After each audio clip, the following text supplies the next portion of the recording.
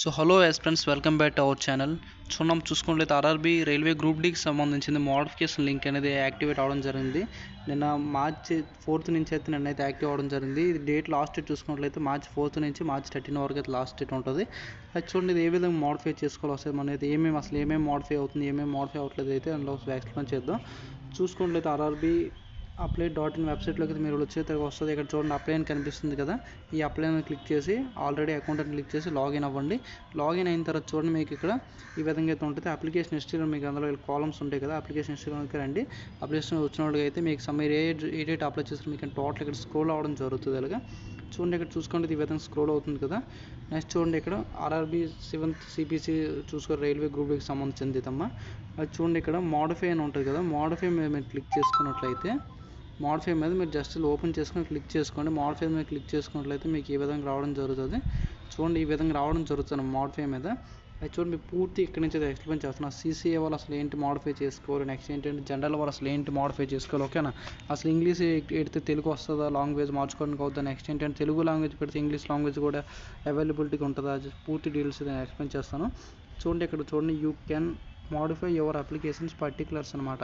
అంటే ఏంటంటే మీరు ఇవి అయితే మీకు అవ్వదనమాట. ఫర్ ఎగ్జాంపుల్ మీ నేమ్ అనేది అవ్వదు, మీ ఫాదర్ నేమ్ అవ్వదు, మీ మదర్ నేమ్ అవ్వదు, జెండర్ మేల్ ఫీమేల్ ఉంటుంది, ఇది కూడా చేంజ్ చేయడానికి అవ్వదని చెప్పడం జరుగుతుంది.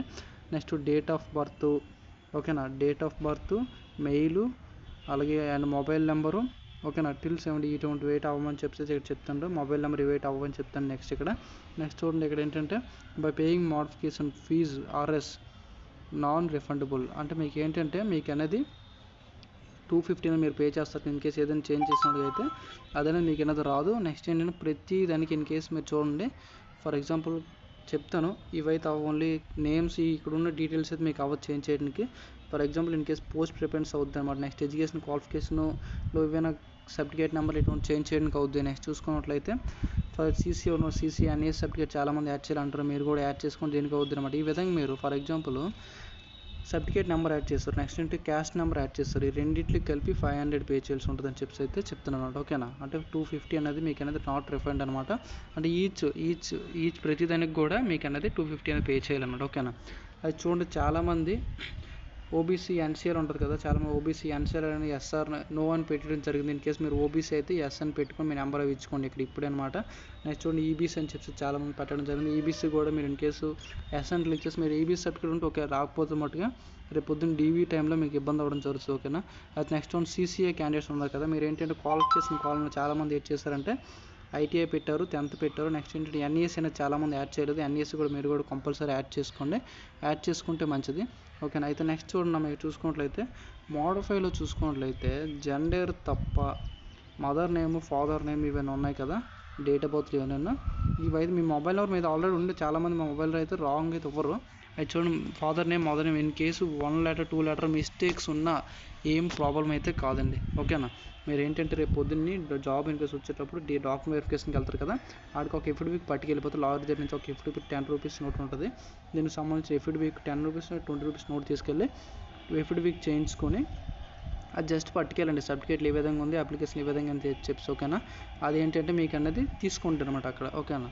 ఇదైతే ఏం ప్రాబ్లం ఏం కాదు, అర్థమైంది కదా. అయితే నెక్స్ట్ మన CCA కోర్స్ కంప్లీట్ మీరు కూడా నీట్గా చూసుకున్నాము, ఏమైనా ఏమేమి మిస్టేక్స్ ఉన్నాయి, ఏంటి ప్రాబ్లమ్స్ ఉన్నాయి, ప్రతిదీ కూడా పాయింట్ టు పాయింట్ అన్నీ చూసుకునేది ఎక్కడి నుంచి అయితే చేసుకోవడానికి అయితే ట్రై చేయండి.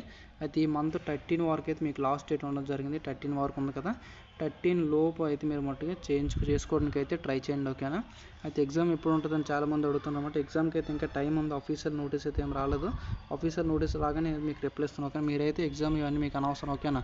మీరు ఏంటంటే ఫస్ట్ మీ ప్రిపరేషన్పై మీరైతే ఫోకస్ చేయండి, ఓకేనా. అర్థమైంది కదా. మీరు ఈ విధంగా క్లిక్ చేసుకున్న తర్వాత ఈ విధంగా మీకు ఇలా స్క్రోల్ అవ్వడం జరుగుతుంది. ఇవి ఇక్కడ ఉన్న కనిపిస్తుంది, ఏం అవ్వనమాట, ఓకేనా. ఇక్కడ I understand and I agree అని ఉంటుంది, ఇది క్లిక్ చేసుకోవట్లేదు మీకు ఎక్కడి నుంచి అయితే ప్రాసెస్ స్టార్ట్ అవుద్ది. మీరు ఎడిట్ చేసుకోవాలనుకుంటే అన్ని ఎడిట్ కనిపిస్తే edit options. Next post preference కూడా ఇవ్వడం జరుగుతుందని చెప్పి అన్నారు చాలామంది, అది కూడా ఒకసారి చూడండి. ఇన్ కేసు మీరు పోస్ట్ ప్రిఫరెన్స్ చేంజ్ చేయడం అయితే చేంజ్ చేసుకోవచ్చు. నెక్స్ట్ ఏంటంటే మీ జోన్ అనేది మీరు చేంజ్ చేయడం కావాలి. ఇన్ కేసు సికింద్రాబాద్ అప్లై చేసామన్నా ఈస్ట్ కోస్ట్ రైల్లో పెట్టుకుంటామంటే అలా కాదు, ఓన్లీ సికింద్రాబాద్ మాత్రమే యాక్సెప్ట్ చేసుకుంటుంది అన్నమాట, ఓకేనా. ఇలాగ ఇటువంటివి అయితే ఏం అవ్వదనమాట, ఓకేనా. ఇంకేమైనా డౌట్స్ ఉంటే కామెంట్స్ అసలు కామెంట్ చేయండి, రిప్లై ఇస్తాను. అయితే ఇవి అయితే మీరైతే కంపల్సరీ ఇవైతే అవ్వదనమాట. ఇంకేమైనా ఫర్దర్ డీటెయిల్స్ ఉన్నట్లయితే కంపల్సరీ చేంజ్ చేసుకోండి, ఓకేనా. ఇంకేమైనా డౌట్స్ ఉంటే కామెంట్స్ కామెంట్ చేయండి. Thanks for watching.